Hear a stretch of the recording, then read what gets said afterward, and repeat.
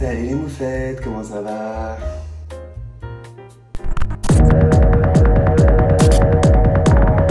Bah moi ça va comme un lundi matin, j'ai envie de dire. J'ai acheté 5 paquets de céréales différents pour que chaque jour du lundi au vendredi, je déguste des céréales différentes. J'aurai 4 critères de jugement pour effectuer une moyenne: l'allure des céréales, la texture des céréales, le goût des céréales et l'emballage des céréales. Donc nous sommes lundi, aujourd'hui nous allons goûter Weetabix. Quand j'en parle, les gens sont généralement en mode... J'aime bien que ce soit jaune et qu'on le reconnaisse de loin. On voit que c'est des céréales plutôt pour les adultes. Je mettrais un 7 parce que franchement c'est pas un emballage de mauvais goût, je trouve. Un emballage entièrement en papier et carton, ça c'est cool.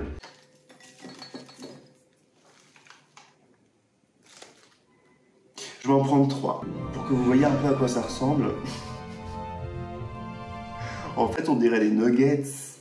Donc, je pense qu'il y a 1001 façons de manger les Weetabix, mais moi je vais vous faire part de mon expérience. Il faut savoir qu'il n'y a pas de sucre dans ces trucs, c'est vraiment juste du blé. Normalement, c'est mieux une assiette creuse pour les mettre à plat. Oula!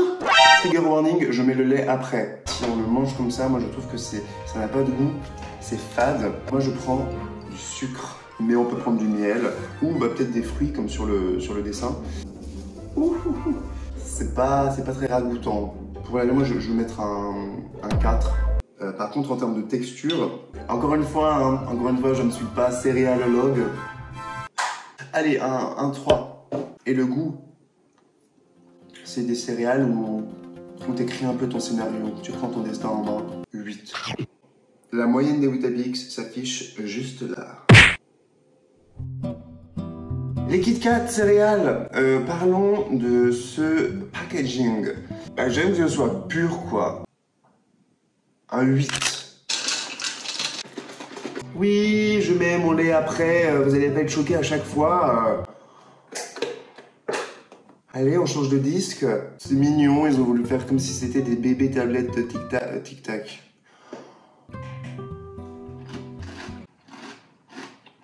Ça présente bien, quoi. Non? Je mets un 8,5 quand même, je pense. C'est hyper croustillant. En fait, là, ça fait déjà bien 2 minutes que ça trempe dans le lait. Et c'est pas mou.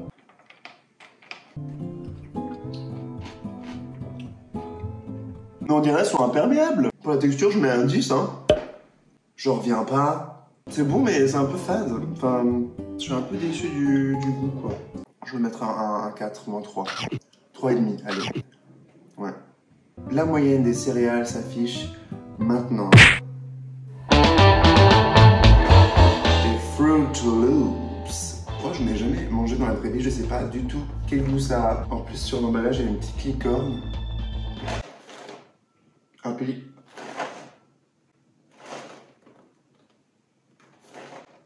Un emballage recto verso, ça vaut au moins un 9. Au moins un 9. Si on compare la couleur, on n'est pas... Hein, je suis pas daltonien, on est d'accord, c'est pas pareil. Très mauvais de jouer avec la nourriture, ça se fait pas. Ça appelle au jeu, c'est ludique comme céréales. Et après, c'est juste que la couleur, franchement, on m'a vraiment menti, donc je suis un peu mitigé, je vous avoue, je vais mettre un 6. J'ai l'impression qu'une fois trempées dans le lait, elles sont moins fades. Non? Ah, c'est aux fruits, d'accord. Non, c'est sympa. C'est pas fou. Vraiment, en termes de goût, je mets 5. Parce que ça me... J'ai pas trop d'arguments, mais je trouve que la texture, elle est plausible. Juste passer un petit trou et puis qu'on peut faire ça. Un 8 pour la texture. Oh, envie de commencer cette journée. Encore un matin pour rien. On mange des Ciniminis au churros. Alors, je connais pas hyper bien les Ciniminis. Je crois que c'est la cannelle. Parlons du packaging.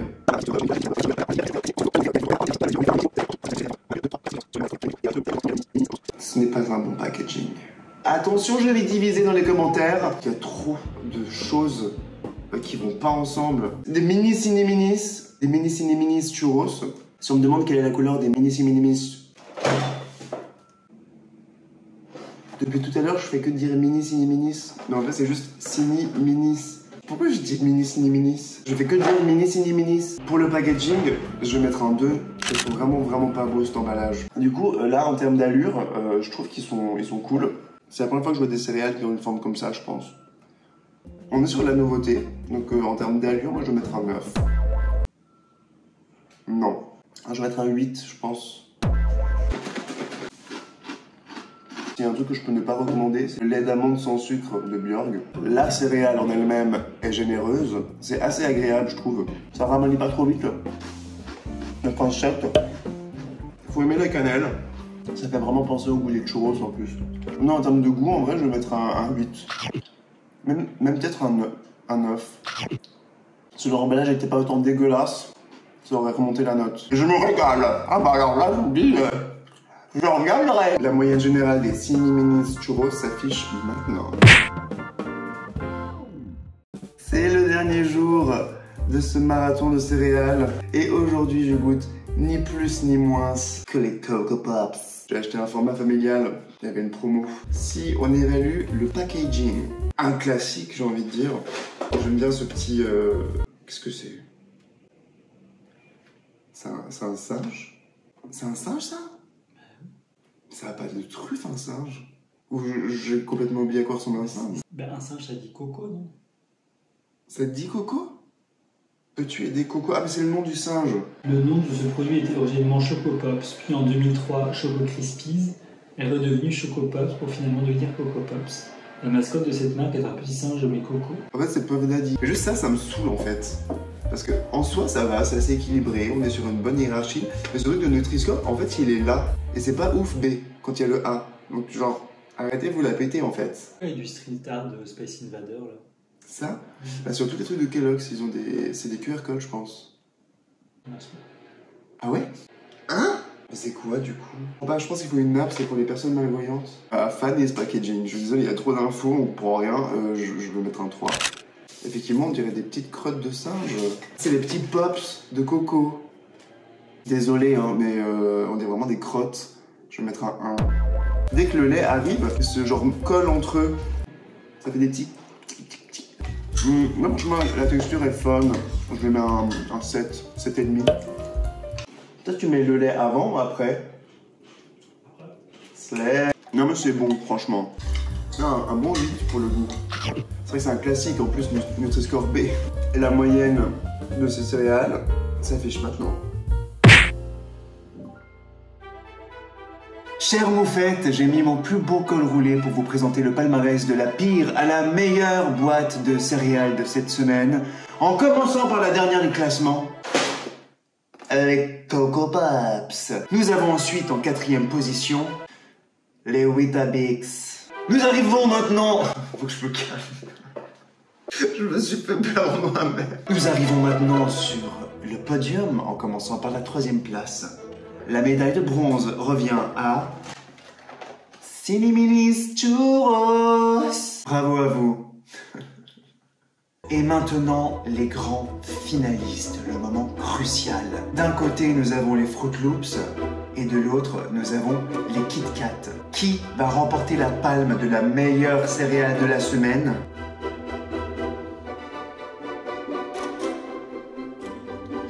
Et ce sont les Kit Kat qui gagnent la palme de la meilleure boîte de céréales.